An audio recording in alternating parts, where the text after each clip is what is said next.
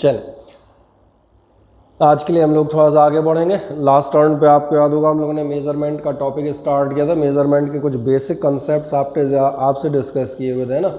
Measurement क्या है, what are the requirements of the measurement. इसके अलावा हमने डिस्कस किया हुआ था मेज़रमेंट के लिए आप जो है यूनिट्स इस्तेमाल करते हैं। ये हमने आपको बताया था किसी भी फिज़िकल क्वांटिटी को आप NU के फॉर्म में रिप्रेजेंट करते हुए जाते हैं, जहाँ N आपको बताया जाता है मैग्नीट्यूड या न्यूमेरिकल वैल्यू, U हो जाती है यूनिट। फर्दर इन्हीं यूनिट्स के ऊपर हम आगे गए थे। 3 सिस्टम आपने लिए थे और 3 जो बेसिक सिस्टम आपने लिए हुए थे वो हमने कौन से लिए थे, CGS, FPS और MKS। CGS, FPS और MKS पे आप जाएंगे तो CGS का हमारे लिए मीनिंग था सेंटीमीटर, ग्राम और सेकंड। FPS का मीनिंग था आपका फुट, पाउंड और सेकंड, और MKS आपका था मीटर, किलोग्राम और सेकंड। फर्दर इसके बाद जब देखेंगे एंड में, हम जब लेक्चर एंड किया था तो हम एक नए सिस्टम पे आए थे और मैंने कहा था सिस्टम इंटरनेशनल डी यूनिट्स।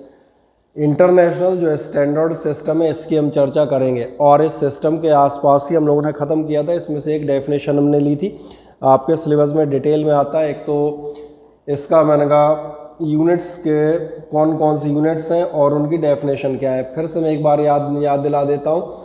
जो इंटरनेशनल सिस्टम था इसमें आपने 7 यूनिट्स कंसीडर की थी और जो आपने 7 यूनिट कंसीडर की थी उनमें से एक आपकी लेंथ थी। लेंथ के लिए आपने लिया था मीटर। सेकंड नंबर आपने लिया हुआ था मास, मास का आपने लिया हुआ था किलोग्राम। तीसरा मैं आपको याद दिलाऊं, तीसरा आपने लिया हुआ था टाइम, टाइम के लिए हमने ली थी यूनिट सेकंड। ये SI यूनिट्स है, मैं आपको फिर बताऊं इंटरनेशनल सिस्टम है।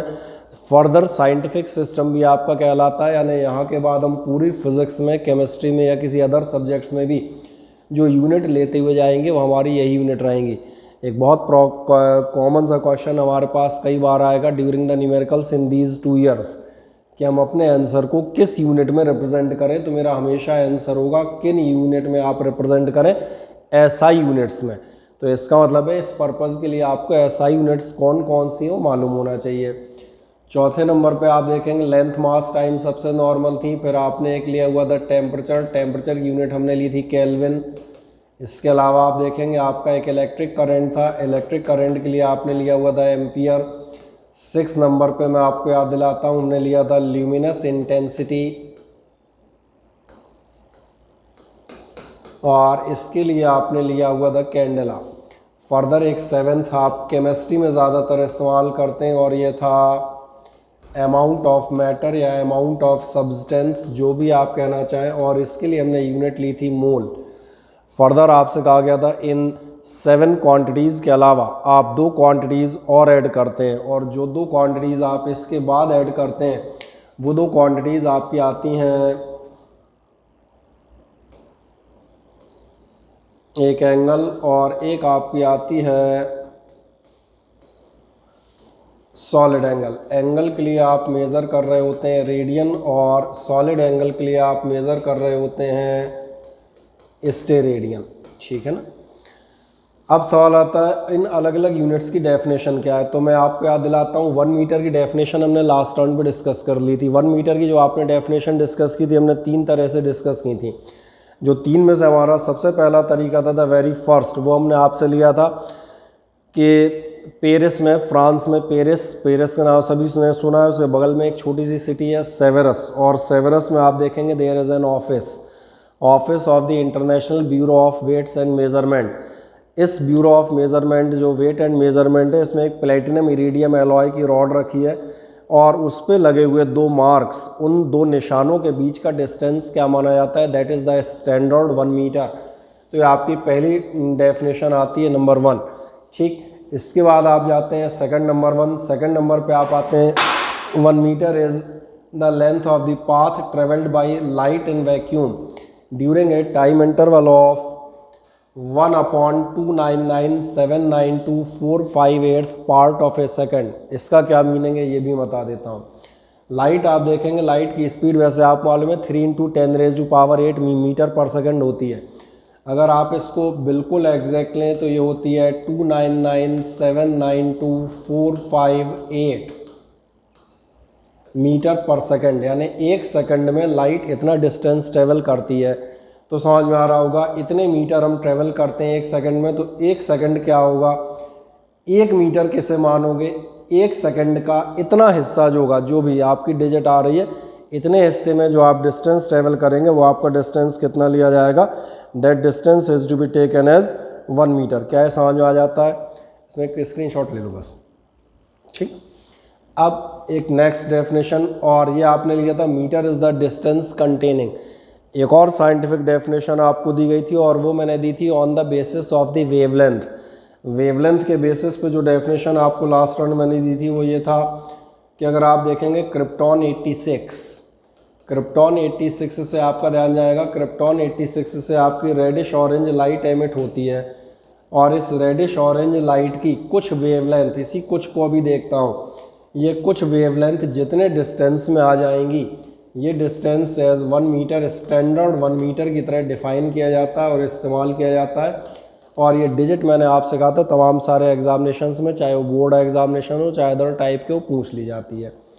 अब सवाल आता है कितनी वेवलेंथ, बस जो कुछ कह रहा था, तो ये कितनी वेव्स होंगी, तो ये डिजिट याद आप रखेंगे, डिजिट आती है इतनी वेव्स मालूम है, इतनी वेव्स जिस डिस्टेंस में आ रही है 1 मीटर। तो यहाँ तक आपका जनरली नोट किया हुआ था, है ना। अब मैंने कहा था इसके बाद ये मैंने रिकैप कर दिया ताकि आपको लास्ट टर्न का याद आ जाए, हम लोग कहाँ चल रहे थे। अब मैं आज टर्न पे जाऊँगा, मीटर के अलावा बाकी डेफिनेशंस हम लेते हुए जाएंगे। मीटर के अलावा आप चेक करेंगे, ये आपकी डेफिनेशन थी किलोग्राम, दूसरा से आपको शीट भेज देते हैं, तो आप चाहें तो इसको एडवांस में नोट करके भी रख सकते हैं, 1-2 पेजेस एक्स्ट्रा रह जाते हैं, क्योंकि वही टॉपिक होंगे जो मैंने कहा तो हमने पढ़ाने होंगे और यह हम पढ़ा चुके होंगे, और ये सारी डेफिनेशन आपको लिखते हुए जानी है, नोट्स ही यहाँ पे। सेकंड वन आप कौन सा लेंगे, 1 किलोग्राम। 1 किलोग्राम के अकॉर्डिंग भी आप देखेंगे पहली डेफिनेशन बहुत सिंपल आती है।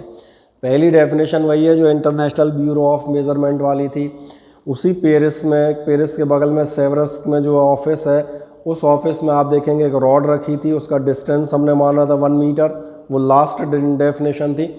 अब आपसे कहा जाएगा वहाँ एक सिलेंडर रखा हुआ है, और ये स्टैंडर्ड सिलेंडर, इस स्टैंडर्ड सिलेंडर का मास आपके लिए मान लिया जाता है 1 किलोग्राम। तो जब आप इसको पढ़ेंगे तो आप दिख जाएगा 1 kilogram is equal to the mass of the international prototype sample of kilogram platinum iridium alloy cylinder kept at international bureau of weights and measures, कहाँ, वहीं सेवरस नियर पेरिस या फ्रांस, ठीक। नेक्स्ट जो आपकी एटॉमिक स्केल पर definition दी जाती है, ये तो मैंने कहा नॉर्मल डेफिनेशन हो गई, वेट्स एंड भी उसके हिसाब से। अब नेक्स्ट आप जाएंगे on atomic scale. Atomic scale पे आप ध्यान देखेंगे 1 किलोग्राम इक्विवेलेंट टू कितना माना जाता है, ध्यान देखना, इतने कार्बन एटम्स का मास 5.0188 इंटू 10⁻⁻25 एटम्स। तो एक काम करें, अब अपनी कॉपी उठाएं, एक हेडिंग डाल दीजिएगा 1 किलोग्राम और डैश मार के लिख देंगे।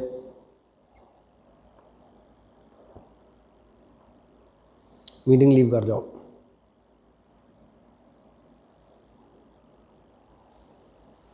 चलें, कॉपी उठाएं और एक काम कर दें,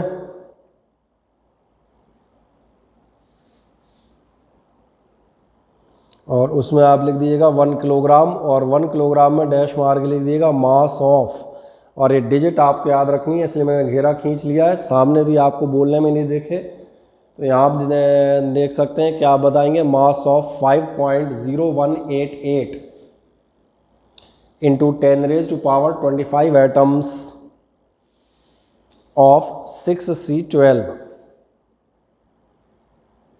ठीक। क्या आपने इतना लिख दिया, हाँ ना बताएं। मास ऑफ लिख दिया, बढ़िया। अब एक नेक्स्ट चले जाएगा, ये आपका मास हो गया। अब हम जाएंगे एक अगली डेफिनेशन विच इज़ 1 सेकेंड। आखिरकार आपका 1 सेकेंड कितना होता है। 1 सेकेंड के लिए एक छोटी चीज़ याद दिलाता हूँ। क्या आपको ऐसा मालूम है कि आपका एक जो पूरा एवरेज सोलर डे होता है, ध्यान रखना, यहाँ जो हम डे लिख रहे हैं ये मैं एवरेज सोलर डे की बात कर रहा हूँ, और सोलर डे याद दिलाऊँ, अर्थ जो है सन के रिस्पेक्ट में अपनी एक्सिस पे जो रोटेट करती है वो आपके लिए सोलर डे कहलाता है, और याद होगा 24 घंटे का एक दिन होता है लगभग, तो इसलिए मैंने एवरेज वर्ड भी लिया है। 1 डे इज इक्वल्स टू आपके नियरली कितने होते हैं, मैंने कहा ये होते हैं 24 आवर्स।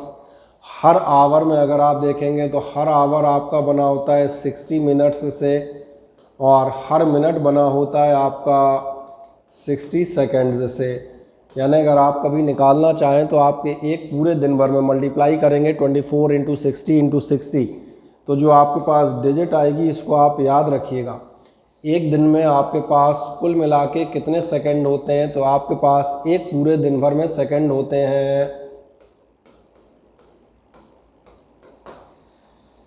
और इसीलिए ध्यान देखें एक दिन में आपके 24 आवर्स होते हैं, यानी एक दिन का 24वां पार्ट, एक पूरे दिन भर का 24वां हिस्सा क्या होगा, 1 घंटा होगा। सही कहा ना मैं? तो ज़रा ऐसे ही देखो पूरे दिन भर में कितने सेकंड होते हैं, 86,400। तो किसी भी दिन भर का 86,400 पार्ट, ये क्या कहलाएगा, that will be called 1 second. लिख दें 1 सेकेंड में, आप डेफिनेशन में लिख दें 1 सेकेंड में आप लिख दीजिएगा 1/86,400 part of mean solar day.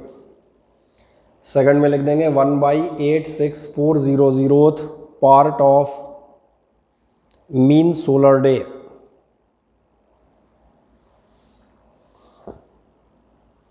लिख दिया।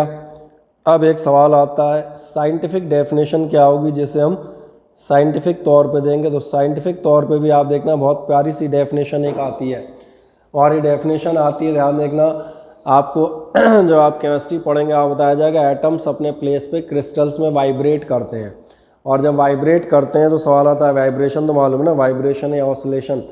वाइब्रेशन या ऑसिलेशन भी आओगे तो 1 सेकंड कितना बड़ा टाइम इंटरवल होता है, या अपने लिए ध्यान देखोगे कहोगे 1 सेकंड बहुत छोटा होता है, 1 सेकंड एक ख़त्म, लेकिन 1 सेकंड कितना लंबा टाइम इंटरवल हो सकता है, ये इस डेफिनेशन से देखें 1 मिनट के अंदर। ये कह रहा है 1 second is the duration of 9192631770 periods of the radiation. Period समझ में आ रहा होगा, जो वाइब्रेटरी पीरियड होते हैं corresponding to the transition between 2 hyperfine levels of the ground state of the caesium 133 atom. अब इसमें आप जब जाएंगे तो आप पूछ सकते हैं ट्रांजिशन क्या कहलाता है, तो ये भी मैं बताऊंगा। ट्रांजिशन ये कहलाता है, अगर आपको हल्का सा 9th याद हो या 11th में अगर अभी आप केमिस्ट्री पढ़ रहे हो तो केमिस्ट्री में आप देखेंगे एटॉमिक स्ट्रक्चर आता है, उसमें बताया जाता है कि कोई भी इलेक्ट्रॉन जब एनर्जी लेता है तो अपर हायर ऑर्बिट से एक्साइटेड ऑर्बिट से एक्साइटेड स्टेट की तरफ चलता है, और उसके बाद वापस एनर्जी लॉस करके नीचे आता है। तो यहाँ जो ये मैंने लिखा है transition between levels of the ground state, ये आप देखेंगे ये आपको कहाँ से एक्सप्लेन होगा बेहतर, केमिस्ट्री से। जब आप केमिस्ट्री का सेकंड चैप्टर, फर्स्ट तो इंट्रोडक्टरी है, सेकंड वाला आप पढ़ रहे होंगे तभी आपको हाइड्रोजन एटम की लाइमन बामर पाशन सरी की सीरीज़ पढ़ाई जाएंगी, जहाँ आपका एटम एक्साइटेड स्टेट में जाएगा और वापस मैंने कहा ग्राउंड स्टेट में रिटर्न होगा। तो अब ये जो आपके वाइब्रेशंस हैं जाना और आना, तो 1 सेकंड में ध्यान देखना एक सीजियम एटम कितनी बार ये प्रोसेस करता है, तो कितनी बार कर रहा है ये नज़र आ रहा होगा। पूरा का पूरा आपका एक 10 डिजिट का मोबाइल नंबर तैयार हो जाता है 9192631770। तो एक काम कर दें इस डेफिनेशन को लिख दें, ये आपको याद रहनी चाहिए, लिख दें मजे से। इसमें आप लिख दिएगा 1 सेकंड और बता दें ड्यूरेशन ऑफ 9192631770।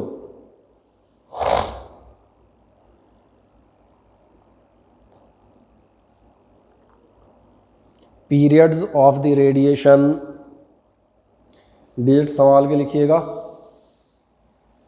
उसके बाद मैंने कहा periods of the radiation corresponding to the transition between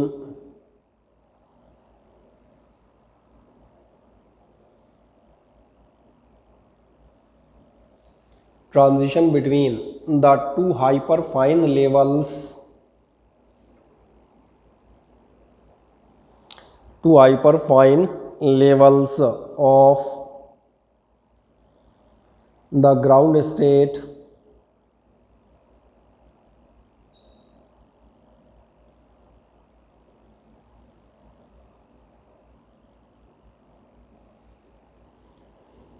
of caesium 133 atom.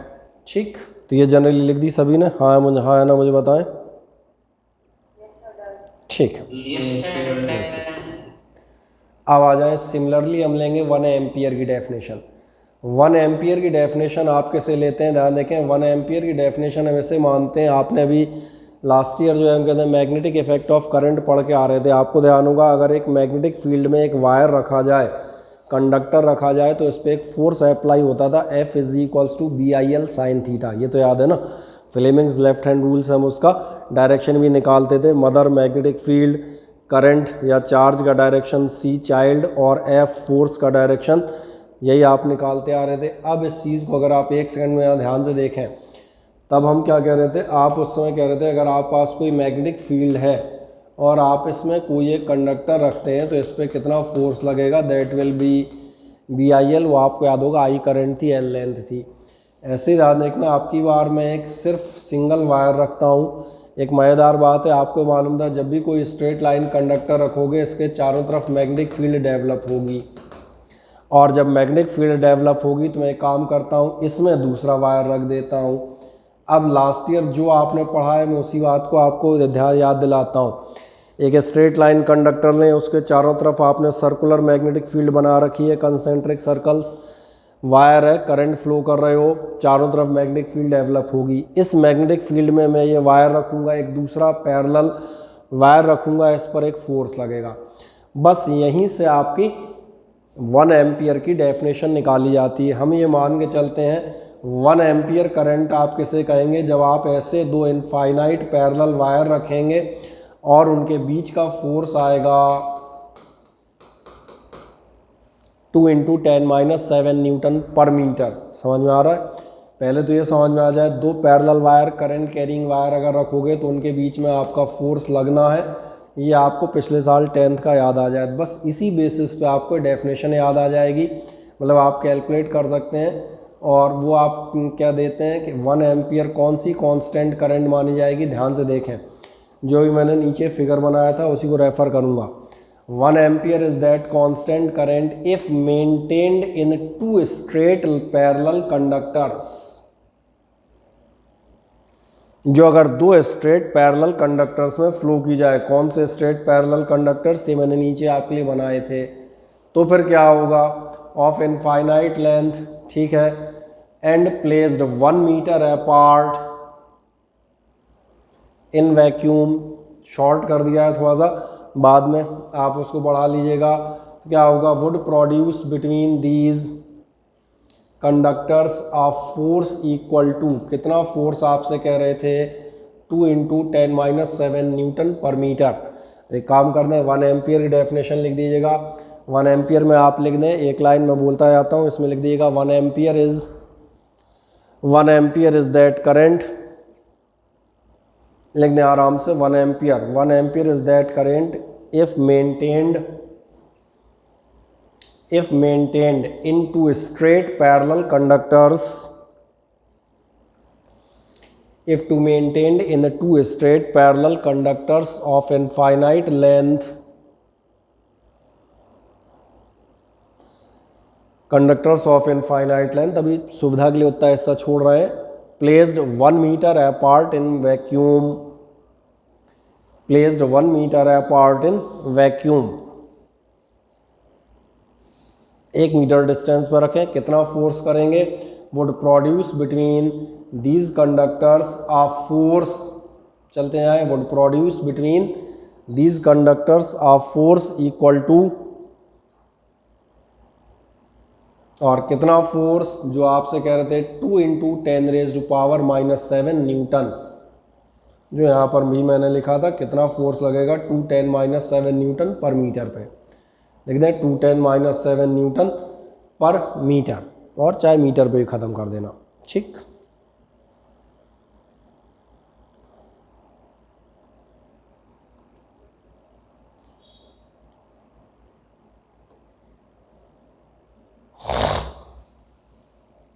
चलें अब आगे आ जाएं, ये डेफिनेशन कंप्लीट कर देते हैं, एक नेक्स्ट डेफिनेशन पे चलेंगे और नेक्स्ट आपके लिए होगी 1 केल्विन।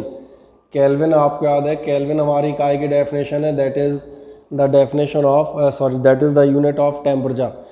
अब सवाल आता है 1 केल्विन टेम्परेचर किसे मानते हैं। बहुत ध्यान से देखें, अगर आपको याद आए 10th में आपको एक चीज़ बताते थे, केल्विन और डिग्री सेल्सियस का रिलेशन। अगर आप केल्विन और डिग्री सेल्सियस के रिलेशन पे हल्का सा जाएंगे तो आपको याद आएगा डिग्री सेल्सियस में 273 ऐड करने पर आपका केल्विन आता था। मोर एक्यूरेटली अगर थोड़ा सा और एक्यूरेट जाए तो 273.16 ऐड किया जाता था। यानी मान के चलें अगर आपका टेम्परेचर पानी का है 0 डिग्री सेल्सियस और इस टेम्परेचर को मैं केल्विन में लिखता हूँ तो ये केल्विन में कितना टेम्परेचर हो जाएगा 273.16 केल्विन, पहली बात। दूसरी बात आप देखेंगे ये खास टेम्परेचर मैंने 0 डिग्री सेल्सियस क्यों लिया है, क्योंकि ये 0 डिग्री सेल्सियस टेम्परेचर आप ध्यान रखिएगा ये कहलाता है ट्रिपल पॉइंट ऑफ वाटर। अब आप पूछेंगे ट्रिपल पॉइंट ऑफ वाटर का मीनिंग क्या होगा। एक्चुअली 0 डिग्री सेल्सियस पे पानी की तीनों स्टेट मिलती हैं, क्योंकि आपको ध्यान होगा 0 डिग्री सेल्सियस कौन सा टेम्परेचर है जिस पे आइस वाटर में या वाटर आइस में कन्वर्ट हो रहे होते हैं, सही है, फ्रीजिंग पॉइंट कहलाता है, यही मेल्टिंग पॉइंट भी होता है। अगर आइस रखोगे तो पानी में कन्वर्ट हो रही होगी, पानी लेंगे तो आप आइस में कन्वर्ट हो रहा होगा ना। ध्यान से देखना 0 डिग्री सेल्सियस में तो साफ तौर पर नज़र आएगा दो स्टेट तो होती हैं, solid and liquid, as well as कभी आप बर्फ़ को ध्यान से देखिएगा आपको नजर आएगा वेपर्स आर ऑल्सो प्रेजेंट। इसका मतलब है इस टेम्परेचर पे आपको पानी की all the 3 state solid, liquid and gas ये बराबर से मिलती हैं और इसीलिए ये टेम्परेचर अपने लिए क्या कहलाता है ट्रिपल पॉइंट, पहली बात। दूसरी बात आप देखेंगे बहुत साधारण सी एक मैथ बता देता हूँ। मुझे एक बात है 10 का 10th पार्ट क्या होगा, 10 का 10वां हिस्सा क्या होगा, 1 होगा, सही कह रहे हैं, समझ में आ जाता है। 20 का 20th पार्ट क्या होगा 1, 100 का 100वां हिस्सा क्या होगा 1, तो अभी नहीं समझ में आया। 273 का 273rd part it will be 1 kelvin. यही डेफिनेशन हो गई, आप पढ़ सकते हैं। क्या कहेगा 1 केल्विन इज द फ्रैक्शन 1/273.16। बस 10-20 पूछ रहा था, अब बिल्कुल डेसिमल में पार्ट किया है, of the thermodynamic temperature of the triple point of water. और ट्रिपल पॉइंट अब समझ में आ गया होगा तो 1 केल्विन की डेफिनेशन लिख दें। 1 केल्विन की डेफिनेशन में डैश मार के आप लिख देंगे the fraction 1/273.16 of the thermodynamic temperature of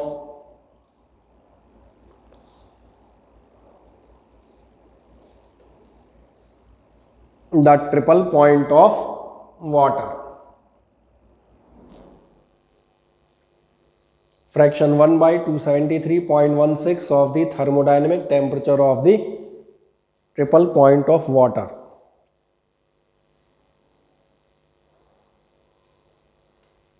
ठीक, ये समस्या है ट्रिपल पॉइंट क्या होता है, तो इसको भी आप चाहें तो बाद में नोट कर लीजिएगा, आपके पास कॉपी वो शीट भेज दी जाती है, उसमें फेयर कॉपी बना दिएगा। वो जो भी बात कर रहे थे temperature at which water exist in all the 3 state ice, water and water vapour, यानी हम कह सकते हैं सॉलिड, लिक्विड और गैस के टर्म में, ठीक है ना। चूँकि इलेक्ट्रिसिटी नहीं है तो इसलिए मैंने कहा हो सकता है कि बीच में इन्वर्टर साथ छोड़ दे, तो उसमें घबराइएगा नहीं, मीटिंग को हम ही एंड मान लेंगे, ठीक है ना। तब तक हम लोग चलते आते हैं नेक्स्ट डेफिनेशन पे। आप चलिएगा 1 मोल। 1 मोल की डेफिनेशन भैया याद होनी चाहिए। 1 मोल की डेफिनेशन 9th से आती थी। 9th में आप पढ़ते थे 1 मोल होता है, एवोगैड्रो नंबर पढ़ते थे 6.022 इंटू 10⁻23। किसी को याद है ऐसा पढ़ा करते थे? हाँ, 9th में आप एक तो AMU पढ़ते थे। AMU आपको बताया जाता था यूनिट या एटॉमिक मास यूनिट। जैसे अभी हम पढ़ते हैं, मान चलें कुछ भी ले लो, सोडियम ही ले लें 1123, the atomic mass of the sodium is 23 units. तो यूनिट क्या होती थी, यूनिट याद दिलाई जाती थी। जो AMU या यूनिट होती थी, AMU होती थी 1/12 of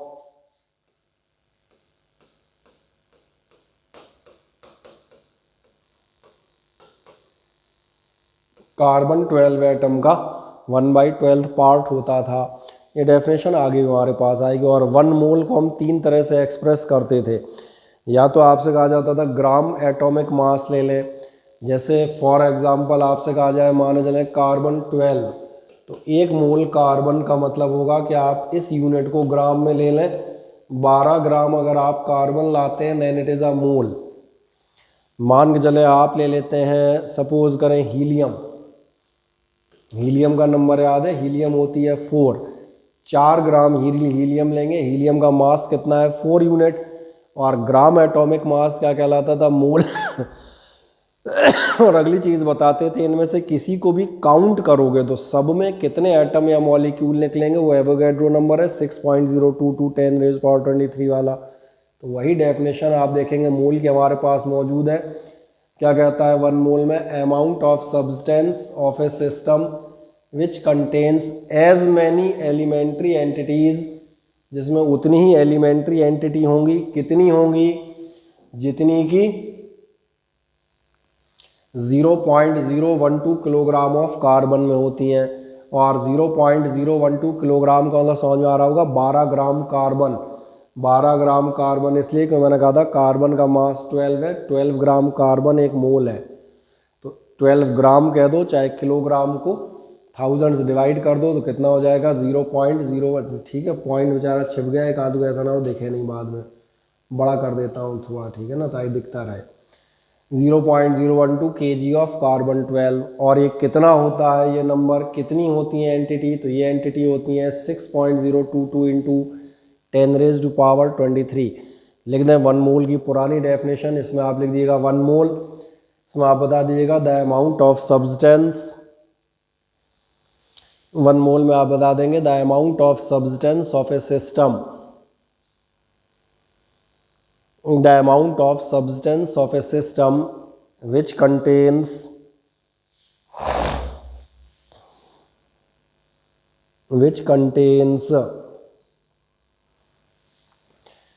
as many elementary entities as there are atoms in, और जैसे ये अटपटा लगे वो इसको 12 ग्राम भी कर सकता है। ठीक है, कोई ज़रूरी नहीं केजी में लिखो, आप 12 ग्राम भी कर सकते हैं समझने के लिए। As there are atoms in, simply लिखना हो 12 grams of carbon 12, you can write it. ठीक है ना। होते कितने एंटिटी भूल गए?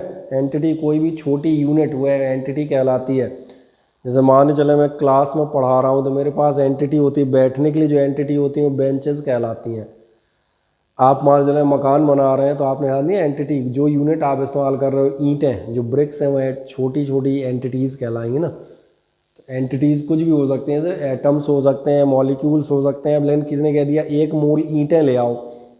अब 1 मोल ईंट में कितनी ईंटें लाओगे? तो कितनी ईंटें लाओगे? इतनी।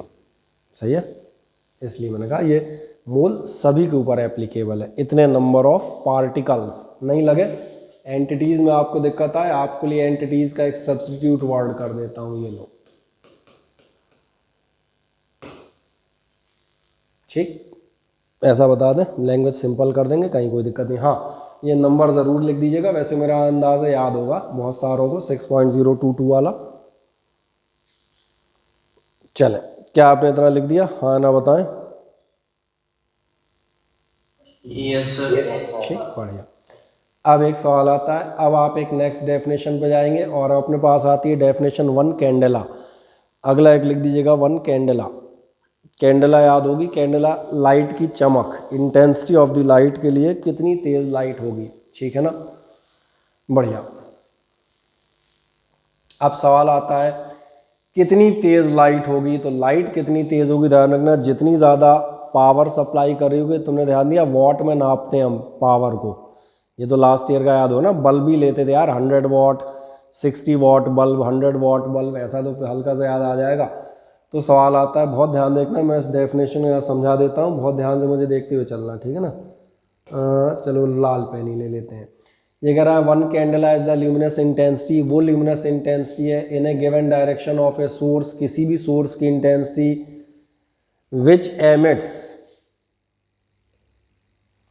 Monochromatic radiations of frequency this much hertz.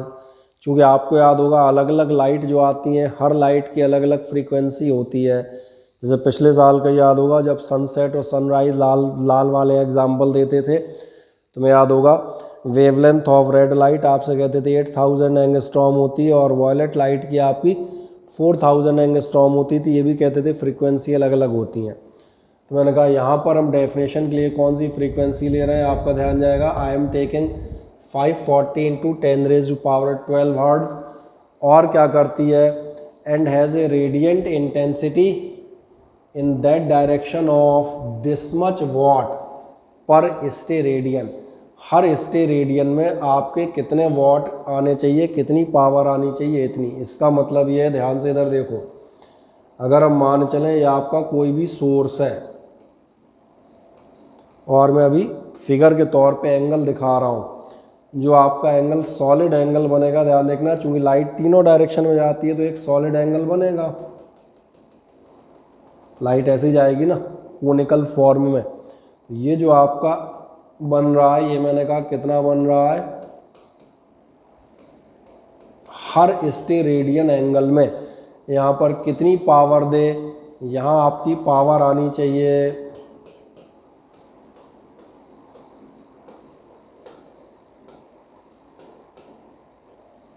इतनी पावर। अगर आपकी आ रही है तो आप मान चलेंगे आपके सोर्स की इंटेंसिटी कितनी है, 1 कैंडेला। तो एक काम करें, आराम से लिख दें, इसमें लिख दीजिएगा 1 candela is the luminous intensity in a given direction. चाहो तो आराम से लिख दो, पूरे ही लिख दो मज़े से, फिर बाद में उसको फेयर में एक बार दोबारा लिखना, इससे आपके याद होने के चांस बढ़ जाएंगे। 1 candela is the luminous intensity in a given direction of a source that emits monochromatic radiation, जो मोनोक्रोमेटिक यानी सिंगल कलर के सिंगल फ्रीक्वेंसी के रेडिएशन एमिट करता है। कौन से radiation, frequency this much, frequency याद रखिएगा, इस फ्रीक्वेंसी से डेफिनेशन दी गई है।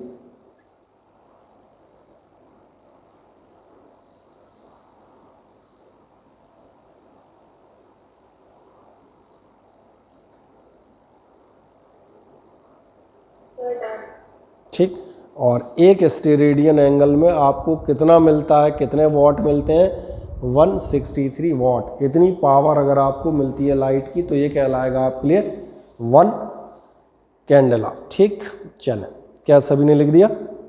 बढ़िया, ओके। अब एक नेक्स्ट जाते हैं। चलो मीटिंग एंड होने वाली होगी, थोड़ी देर में एंड हो जाए तो रिज्वाइन कर लीजिएगा। आए, अब एक सवाल आता है, मेन हमारी सारी ऑल द 7 कंप्लीट हो गई। अब सवाल आता है, कुछ और थी और इनमें से एक थी रेडियन। रेडियन आपको याद आएगी, हम बिल्कुल फर्स्ट टर्न पे आपका एंगल पढ़ा रहे थे, तब मैंने कहा था जो एंगल आप मेज़र करते हैं, मैं हल्का सा याद दिलाता हूँ, मैंने कहा था एंगल आप 2 तरह से मेज़र करते हैं। 2 तरह कौन से होते हैं, या तो आप 0 90 डिग्री 180 में मेज़र करते हैं, 0 डिग्री 90 डिग्री 180 डिग्री 270 डिग्री और फिर 360 डिग्री, और या फिर मैंने कहा था दूसरे सिस्टम में आप एंगल मेज़र करते हैं by the terms of arc. ये आर्क के दोनों सिरे मिलाने पर जितना एंगल बना रहे होंगे ये आप नाप रहे होते हैं रेडियन में। फिर एक सवाल था, जब आप ये रेडियन में नाप रहे होते हैं तो मैंने कहा था टोटल जो सर्कल है 2 पाई रेडियन होता है 360 डिग्री, या आधा कर लो तो पाई रेडियन हो जाता है 180 डिग्री। ये फर्स्ट लेक्चर में हमने जो बेसिक ट्रिग्नोमेट्री पढ़ाई है उसमें मौजूद है। आपसे ये भी कहा था जो आपका एंगल होता है, एंगल इज इक्वल्स टू, इस डेफिनेशन से हम क्या देते हैं, हम रेशियो देते हैं लेंथ ऑफ आर्क और इस रेडियस का, यानी हमारा एंगल इज इक्वल्स टू होता है आर्क अपॉन रेडियस। और अगर आप याद करें तो मैंने वहाँ 1 रेडियन की डेफिनेशन आप में से उन सारे लोगों के पास ऑलरेडी रिटेन होगी जिन्होंने 2 पिछले टर्न्स का लेक्चर लिया होगा, और वो डेफिनेशन याद करें वो यही थी। आपसे कहा था 1 radian is the plane angle subtended at the centre of the circle by an arc of length equal to the radius of circle. क्यों? क्योंकि angle is equals to arc upon radius है। मान के चलते हैं रेडियस आर है और arc की लेंथ भी हमने कितनी ली थी, आर। मैंने कहा था अगर रेडियस के बराबर का आर्क लोगे तो आर बाई आर कितना आ जाएगा, 1 रेडियन। मैंने कहा ऑलरेडी उस जगह पर आपको एक्सप्लेन्ड है, तो एक काम करें फुर्ती से लिख दें। नेक्स्ट आप लिख दीजिएगा 1 रेडियन अगली डेफिनेशन। और ये मैंने कहा पीछे भी आप चेक कर सकते हैं, आपके पास पीछे भी लिखी है, लिख दें 1 radian is the plane angle subtended at the centre of the circle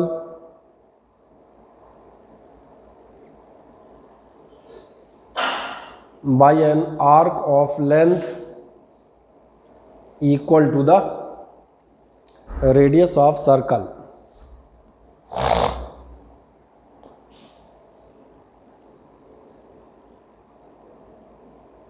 बाकी ये वही फिगर जो मैं तब बता रहा था, लेंथ ऑफ आर्क ये आपका L बाई आर, ठीक है ना।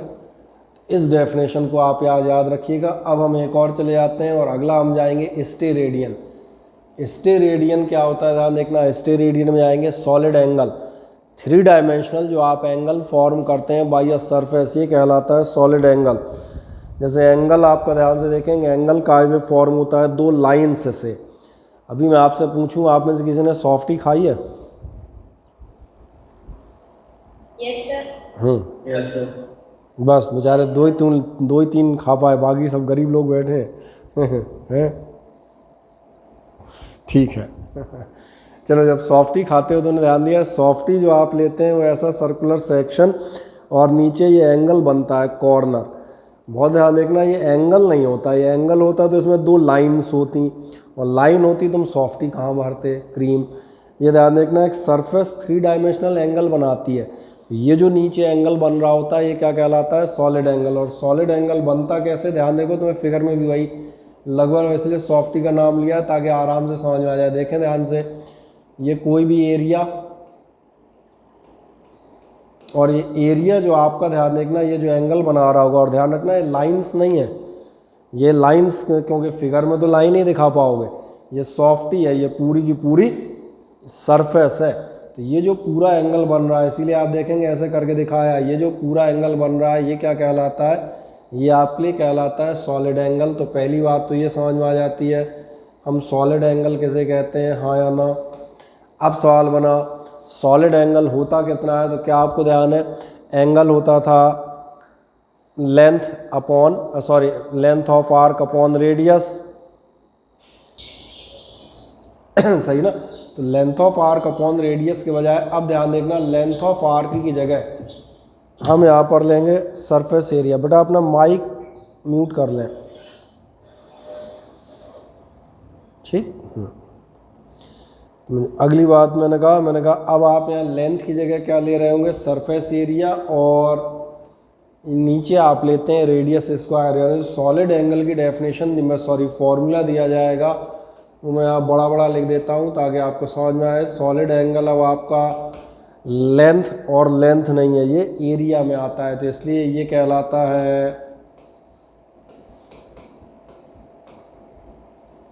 सरफेस एरिया, और अपॉन आर स्क्वायर लिख दूँ, रेडियस स्क्वायर तो समझ जाओगे। पहली बात तो सॉलिड एंगल। तो एक काम कर दो, सबसे पहले तुम्हें एक स्टेरेडियन में पहले ये फिगर बनाओ जिसमें आप ये सॉलिड एंगल दिखा दें, और ये एक लाइन बता दीजिएगा, solid angle is equals to surface area upon R square. पहले फिगर बना दें ताकि आपको सॉलिड एंगल का कंसेप्ट क्लियर हो जाए, बाद में नापेंगे।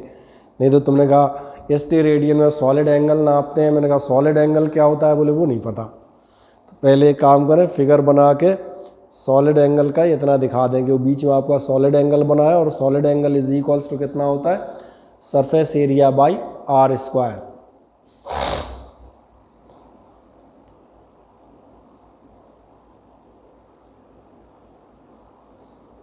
फिगर और ये एक लाइन सबसे नीचे वाली जब आप लिख दें, इसको पहले लिखिएगा तो मुझे बता दीजिएगा।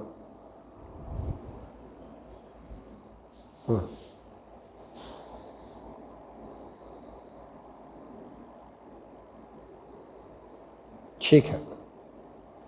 अब सबसे खास बात देखें ध्यान से, पिछली बार आपने क्या लिया था, length of arc upon radius, तो आपने लेंथ मान ली थी रेडियस के बराबर। यहाँ पे आप एक छोटा सा काम कर लें, अब ध्यान देखना, मैं सरफेस एरिया को आर स्क्वायर के इक्वल मान लूँगा। मैं माने चलूँगा ये जो आपका एरिया है ये कितना है, ये आर स्क्वायर मान लूँ। क्या ध्यान जा रहा है, दोनों कैंसिल हो जाएंगे, 1 आ जाएगा।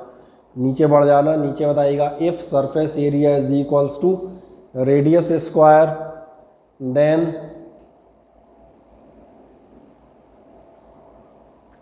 If surface area is equals to radius square, दिख रहा होगा दोनों कैंसिल हो जाएंगे, बहुत ज़्यादा लिखने की कोई ज़रूरत ही नहीं है, सीधा बता दो। Then omega is equals to 1 steradian. इसका मतलब ध्यान से देखें, आपकी डेफिनेशन भी मिल गई। क्या इतना लिख दिया, आर स्क्वायर और अपॉन में आपने लिख दिया हो omega is equals to 1 steradian. अब ध्यान देखो, आपके पास डेफिनेशन मौजूद है। 1 स्टेरेडियन आप कब मानेंगे, कौन सा सॉलिड एंगल माना जाएगा, तो जो ध्यान से देखना उस एरिया से निकले जो एरिया कितना हो, रेडियस के स्क्वायर के बराबर हो।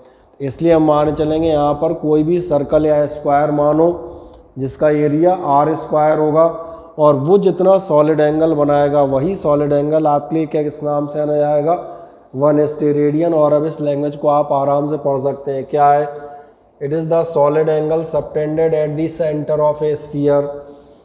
क्योंकि ध्यान होगा सर्कल के सेंटर पे एंगल आता था, स्फीयर तीनों तरफ से आ रहा है, सरफेस है तो स्फीयर हो जाएगा।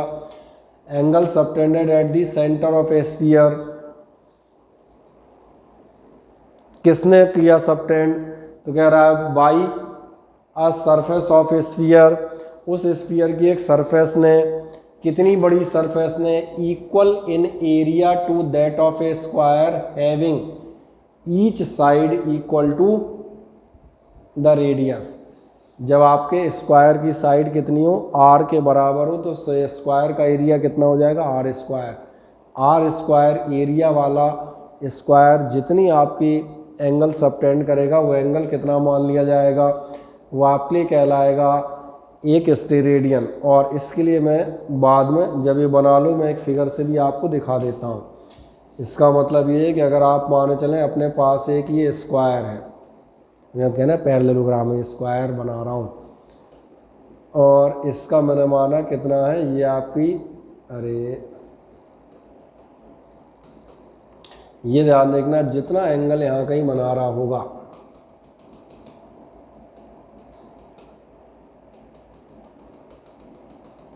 देख रहे होंगे हमने चारों कोने ज्वाइन कर दिए। ये वाला दिखेगा नहीं ज्वाइन होता हुआ क्योंकि वो पीछे चला गया है, ठीक है ना। ये जो आपके चारों कोने ज्वाइन हो रहे हैं, जितना एंगल ये बनाएंगे, चारों कोने ज्वाइन होने पे ये एंगल आपका क्या कहलाएगा, ये एंगल कहलाएगा आपका 1 स्टेरेडियन। और इसको कहीं भी चेक कर सकते हो, ऐसे में नहीं दिख रहा हो, ऐसे में आप बना सकते हैं, ऐसे मैंने कहा ऐसे में नहीं दिख रहा हो, ऐसे में दिख जाएगा, समझ में आ रहा है। ये स्क्वायर हमें कितना लेना है, इसकी साइड आपको लेनी है, अरे अब ये बात समझ में आ जाती है। ये जो आपका एंगल बन रहा है सॉफ्टी सरीखा, ये क्या कहलाएगा, 1 ओम। अब यहाँ देखें ध्यान से, बड़े मज़े से, अब इस लाइन को आराम से लिख दें। क्या आप लिख देंगे, डेफिनेशन में 1 स्टेरेडियन डिफाइन कर दीजिएगा, solid angle subtended at the centre of a sphere. आराम से आपकी लास्ट डेफिनेशन है, solid angle subtended at the centre of a sphere by, आराम से लिख दें, केवल येलो पार्ट अंडरलाइन कर दिया है मैंने, जहाँ तक लिखना है नीचे का आप लिख ही चुके हैं, by surface of sphere equal in area to that of a square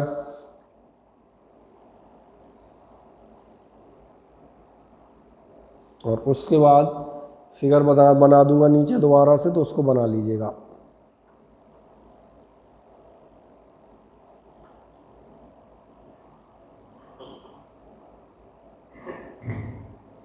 बोले कोई क्वेश्चन, खुशी,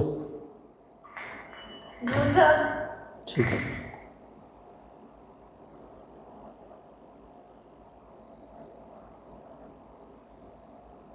चल,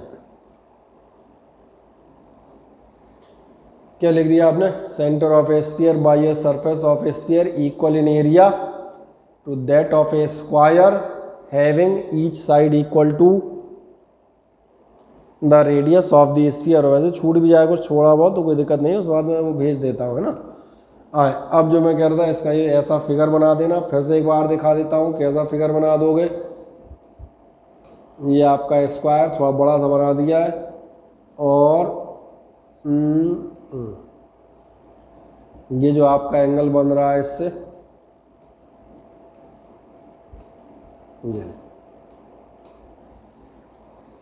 ये आपका एंगल कहलाएगा आपके लिए 1 स्टेरेडियन। और 1 स्टेरेडियन कब होगा, जब आप इसकी डिस्टेंस रखेंगे, सॉरी इसकी साइड रखेंगे r, और ये भी आपका दिख रहा होगा रेडियस तो r है ही। तो छोटा सा फिगर बनाओ मजे से, इधर भी r दिखा देता हूँ, और किसी को शंका रह जाए तो इधर भी r दिखा देता हूँ, r साइड का आपका एक स्क्वायर। तो ये फिगर बना दे मजे से, दिख रहा है।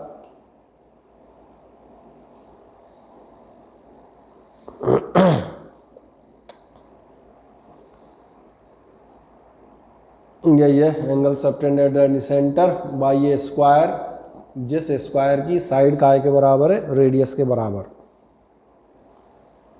जैसे आप फिगर बना दें मुझे बताइएगा, फिर हम आगे बढ़ेंगे। यस सर, बना लिया। ठीक है।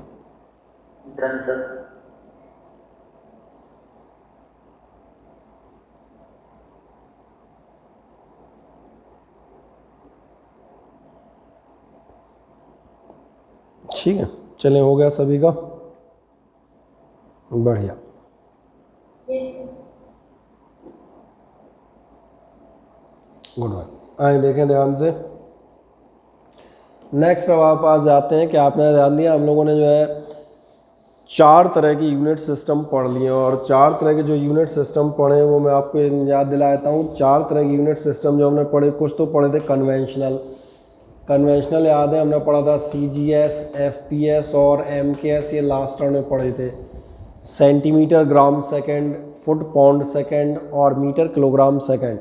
और उसके बाद आपने पढ़ा, ध्यान देखें, स्टैंडर्ड इंटरनेशनल सिस्टम, यानी हम शॉर्ट कह देंगे SI सिस्टम। अब एक सवाल आता है, आप जो भी यूनिट सेलेक्ट कर रहे हैं, एक्चुअली जब हम मेज़रमेंट कर सकते हैं, जैसे ध्यान देखें लेंथ की यूनिट सेंटीमीटर भी अवेलेबल है, फुट भी अवेलेबल है, और मैंने कहा आपके पास मीटर भी अवेलेबल है। तो एक क्वेश्चन आता है कि आप कौन सी यूनिट सेलेक्ट करेंगे। जैसे आप खुद देखें, हमने जो स्टैंडर्ड सिस्टम लिया है उसमें आपने मीटर को सिलेक्ट किया।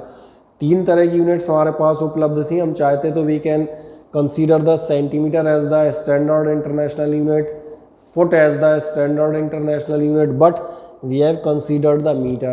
So the question is there why, and it is asked कि आखिरकार आपकी एक अच्छी यूनिट में, एक गुड क्वालिटी की यूनिट में आपकी क्या क्वालिटीज़ होनी चाहिए, या आपसे कई बार पूछा जाएगा SI सिस्टम की यूनिट्स में क्या ख़ास बात है। SI सिस्टम की यूनिट में जो ख़ास बात है, पहली मैं आपको बताता हूँ। सबसे पहली जो ख़ास बात आपके SI सिस्टम है वो ध्यान से देखें, पहला आपसे कहता है the size of unit should be proper, should neither be too large nor be too small।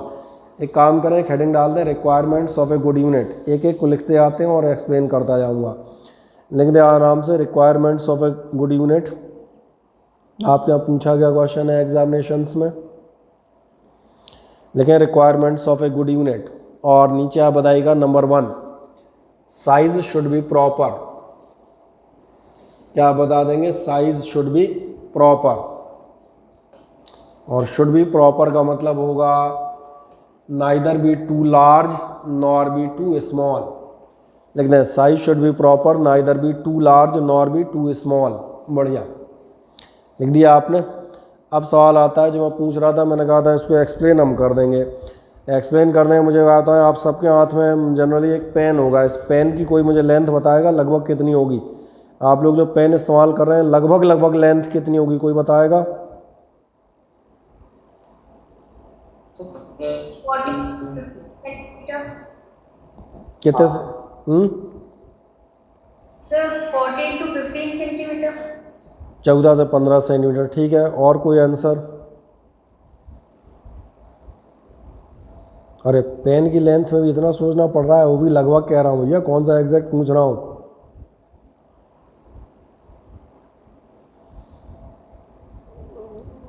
चलो किससे पूछूं? नेहल। नेहल, ये मुझे लग रहा है बढ़िया, बताएंगे आप क्या हो गया आपके हाथ में जो पेन है इसकी लगभग length?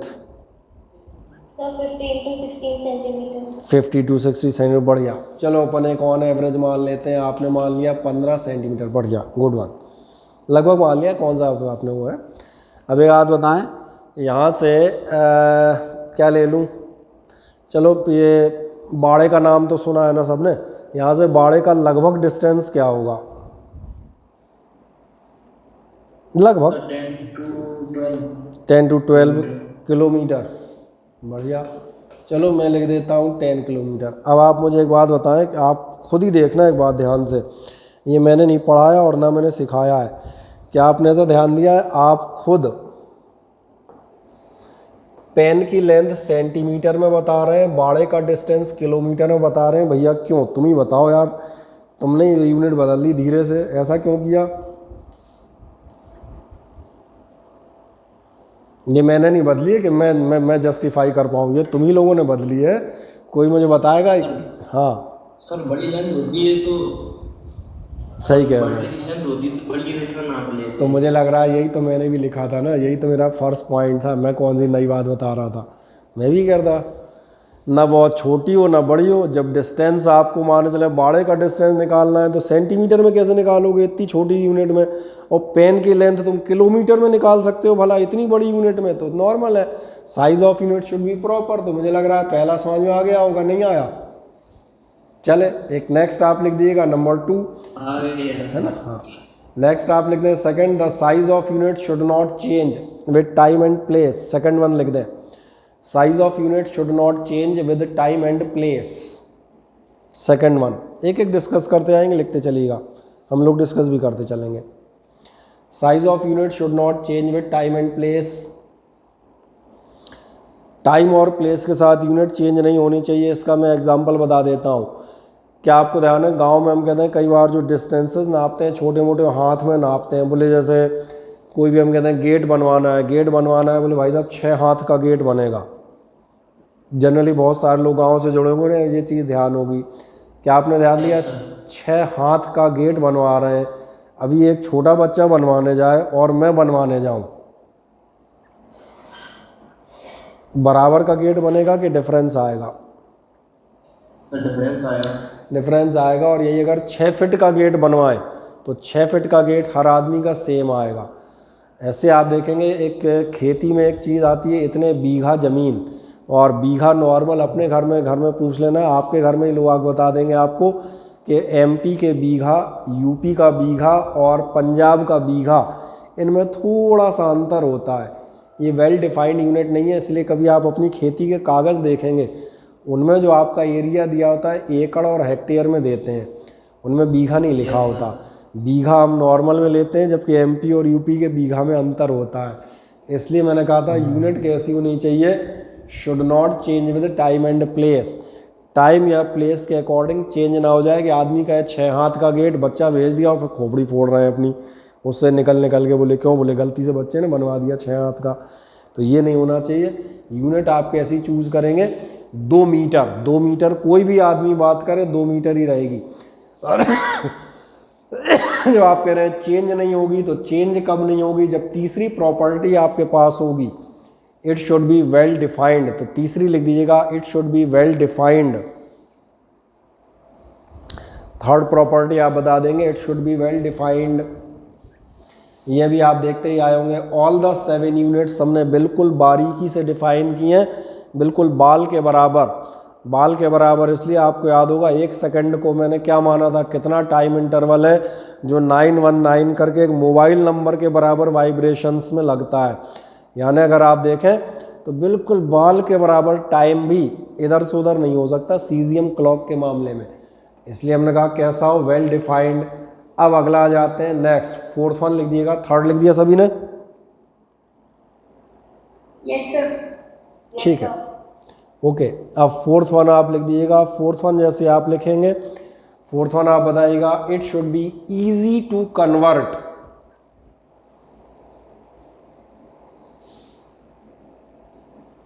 into the units of other systems. It should be easy to convert it into the units of other systems. आसान होना चाहिए बाकी सिस्टम्स में कन्वर्जन।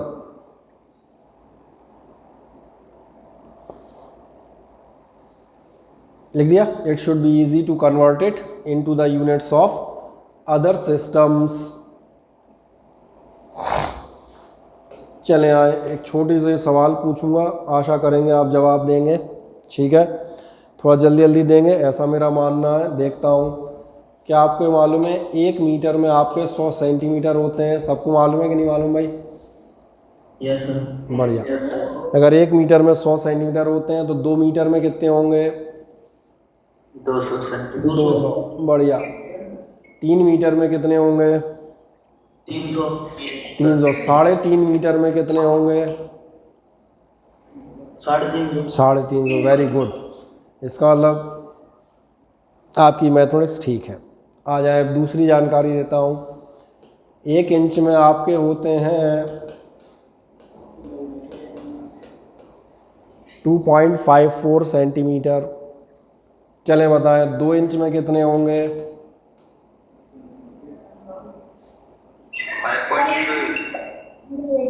3 इंच में कितने होंगे? 7.60। 7.62। 3.5 में कितने होंगे? अब तो कैलकुलेटर निकाल लिया होगा सबने, है ना? चलो मुझे एक बात है, इन दोनों साइड में, 8.89। ठीक है बढ़िया, इन दोनों साइड में अंतर क्या है? इस हाफ और इस हाफ में क्या फ़र्क है मुझे बताएं। पहले वाली भी यही।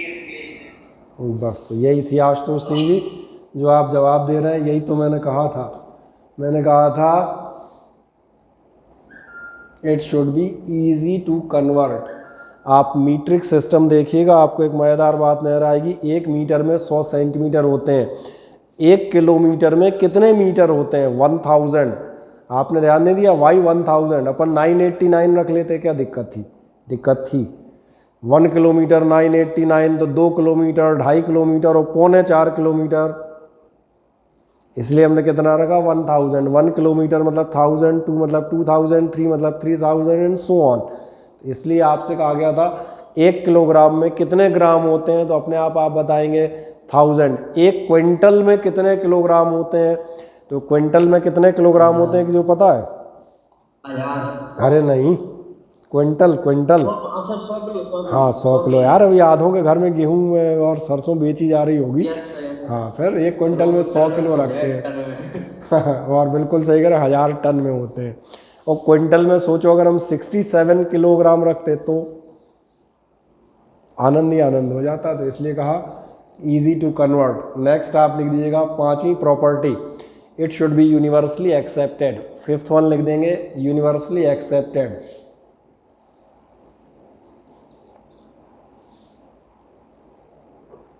ठीक है, तो वैसे लिख दोगे यूनिवर्सली एक्सेप्टेड, समझ में आ रहा होगा सब भैया जो यूनिट को जानते मानते हो। और एक लास्ट लिख दीजिएगा 6वां, शुड बी कोहेरेंट। और कोहेरेंट का आप मीनिंग पूछेंगे तो कोई चिंता नहीं, मीनिंग आगे लिखा है।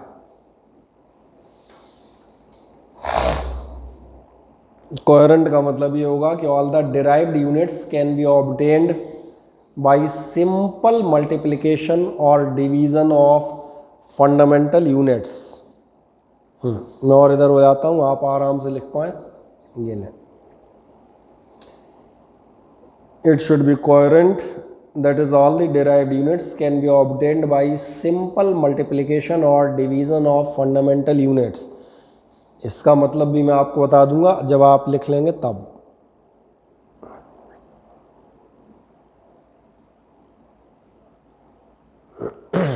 लिख लिया, बढ़िया। तो मैं इसका बहुत सिंपल सा मीनिंग बता देता हूँ। जैसे सिंपल सा मीनिंग ये है, कल भी बता रहे थे, कुछ को याद नहीं होगा। डिराइव्ड यूनिट्स में चलो सबसे सिंपल ले लेता हूँ, छोड़ो, सबसे सस्ती दिखा देता हूँ। स्पीड बराबर होता है डिस्टेंस अपॉन टाइम। तो स्पीड की यूनिट क्या हो जाएगी? डिस्टेंस की रखना मीटर और टाइम की रख देना सेकंड। इसका मतलब क्या हुआ है, जो डिराइव्ड यूनिट है वो कैसे मिल गई है मुझे, सिंपल इसके डिवीज़न से। या मल्टीप्लिकेशन का एक एग्जांपल, चलो मल्टीप्लिकेशन दिखा देता हूँ, सस्ते एग्जांपल दिखाऊंगा अभी जो जल्दी समझ में आए, फिर आगे हम डिटेल में घुसेंगे। V बराबर LBH, वॉल्यूम तो मालूम है ना, वॉल्यूम की यूनिट क्या हो जाएगी, मीटर मीटर मीटर, यानी कि खत्म, सबको याद होगा मीटर क्यूब होती है। तो डिराइव्ड क्वांटिटीज यूनिट आसानी से आप इनसे निकाल सकें, बस ये आपसे कहा जाता है।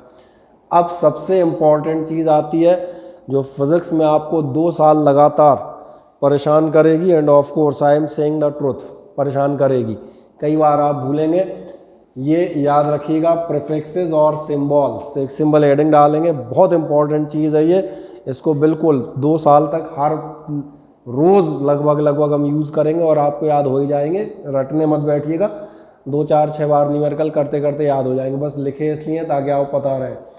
लिखने के SI प्रीफिक्सेस एंड सिंबल्स। अभी फ़िलहाल हम कुछ खास लिए ले रहे हैं, बाकी आप जो है जब घर पे बैठें तो मज़े से और बाकी बचे हुए भी लिख दीजिएगा, ठीक है ना। सबसे पहले मैं लेता हूँ, ध्यान देखना, 12। फर्स्ट ऑफ ऑल दिखाइएगा पावर ऑफ 10, चाहो तो आप ऐसे लिख देना, आप ऐसे लिख दें, आपको जल्दी आसानी समझ में आएगी, आप लिख दें 10 रेज़ टू पावर 12। ये हेडिंग डाल दी, SI प्रीफिक्सेस। अब जो मैं बता रहा हूँ उसको लिख दें ताकि आपको पहले समझ में आए। 10 रेज़ टू पावर 12 को आप दिखाइएगा टेरा, और टेरा का आपका सिंबल होगा कैपिटल T। टेरा वर्ड कहाँ यूज़ करते हैं, पहले 3 दिखा देता हूँ, फिर मैं एक साथ दिखाऊंगा। इसके बाद आप दिखाइएगा 10 raise to power 9। 10 raise to power 9 का मीनिंग होगा गीगा, और ये लिखा जाएगा कैपिटल G से। फिर 10 रेज़ टू पावर 6, ये होगा मेगा, और मेगा लिखा जाएगा कैपिटल M से। फिर 10 रेज़ टू पावर 3 किलो होगा और लिखा जाएगा कैपिटल K से। क्या आप ये 4 लिख देते हैं, ऐसा देखें, 4 लिख दें, फिर मैं इनको एक्सप्लेन करूँगा। केवल यही 4 लिखिएगा, उतने लिखें जो पहले सबसे ज़्यादा यूज़ में आ रहे हैं, ताकि हमें धीरे धीरे सीखते जाएं। अननेसेसरी टेबल मत बनाते रहना, वो घर पे बना लेना आराम से। 10 raise to power 12 tera, 10 raise to power 9 giga, 10 raise to power 6 mega, और 10 रेज़ टू पावर 3 किलो। अब मैं याद दिलाता हूँ आप इनको कहाँ कहाँ यूज़ करते हैं, इनका मतलब क्या है, जरा देखें ध्यान से। पहला सबसे शुरू में लेते हैं 10 रेज़ टू पावर 3 यानी किलो। 10 रेज़ टू पावर 3 का मतलब होता है 1000। मैं चेक करा देता हूँ, बहुत सिंपल सा, आप कहते हैं किलोग्राम, कहते हैं किलोग्राम। किलोग्राम मतलब कितने ग्राम, 1000 ग्राम, समझ में आ रहा होगा। 10 रेज़ टू पावर 3 का मतलब है किलो, यानी कि 1000। अभी आप किलोमीटर की बात कर रहे थे, मैंने कहा था किलो मीटर, मतलब कितने मीटर, तो कितने मीटर, 10 रेज़ टू पावर 3000। आपको याद दिलाता हूँ, 10th में आप एक क्वेश्चन करते थे, उसमें आता था किलो वोल्ट। अब कितनों को याद आया, किलो वोल्ट का मतलब कितने वोल्ट होंगे, 1000 वोल्ट। आप लिखते थे KW, अब KW याद आ गए, किलो वाट। किलो वाट यानी कितने वाट, 1000 वाट। इसलिए ये प्रीफिक्स याद रखना है।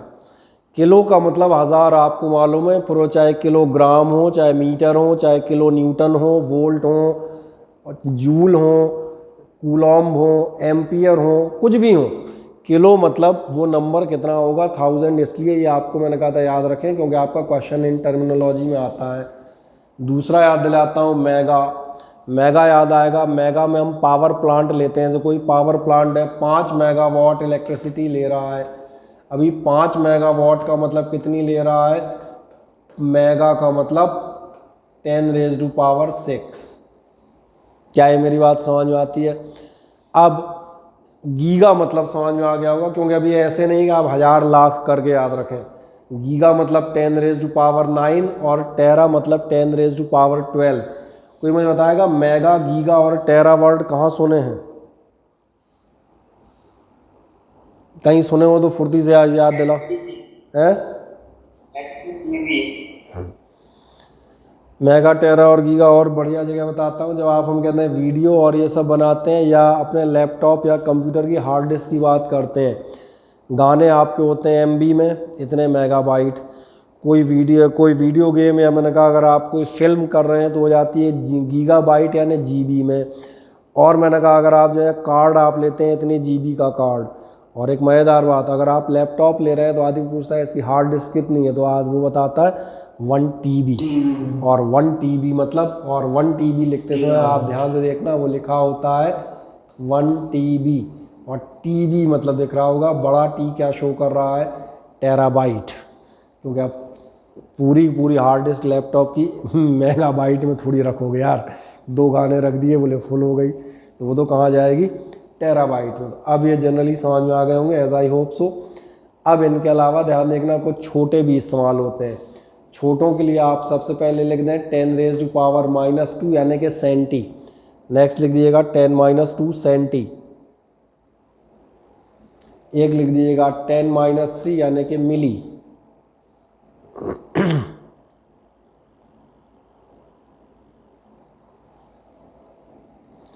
और एक आप लिख देंगे 10⁻6 यानी कि माइक्रो, 10⁻9 यानी कि नैनो, और 10⁻12 यानी कि पीको। बाद में पर 10⁻15 भी, चलो 10⁻15 तक ही लिख दो, लिख रहे हो तो छोड़। ये समझ में आ रहे होंगे, ये उल्टे हैं, ये नेगेटिव पावर है। लिख दें 10⁻² सेंटी, 10⁻3 मिली, 10⁻6 माइक्रो, 10⁻9 आपका नैनो, 10⁻12 पीको और 10⁻15 फेमटो। सिंबल आप देखेंगे सेंटी का छोटा सी, मिली का छोटा m, माइक्रो का ये सिंबल याद है, लास्ट ईयर इस्तेमाल कर रहे थे, नाम याद है इसका,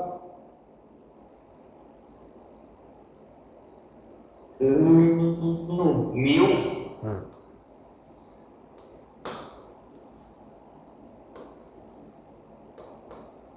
ऐसे ही लिखोगे ना हिंदी अंग्रेजी में, और क्या। नैनो छोटा n, पीको छोटा p और फेमटो छोटा f। छोटा f कुछ ज़्यादा ही छोटा हो गया है। अब ठीक है।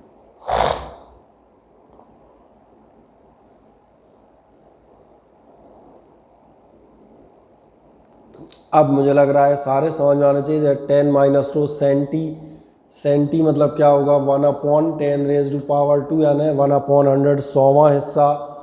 मिली यानी हो जाएगा 1/10⁻³ यानी 1000वां हिस्सा। उसके बाद 1000 लाख में मत गिनना, उसके बाद तो फिर वो पावर में गिने जाते हैं। क्या नज़र आ जाते हैं, इनकी आपको जानकारी होनी चाहिए। अब इसके बाद ध्यान देखना, हम जो है कुछ प्रैक्टिकल यूनिट्स की चर्चा अब अगले टर्न पे जब हमारा काम रहेगा, इतना आप हल्का सा पढ़ के आइएगा। अगले टर्न में हम कुछ प्रैक्टिकल्स यूनिट की चर्चा करेंगे और साथ में आप जो है इसके बाद हम लेंगे, ध्यान देखना, कुछ प्रैक्टिकल यूनिट्स के बाद कुछ क्वेश्चंस, तो इनके लिए हल्का सा तैयार रहिएगा। इतना मामला आप पढ़ लें, ठीक है।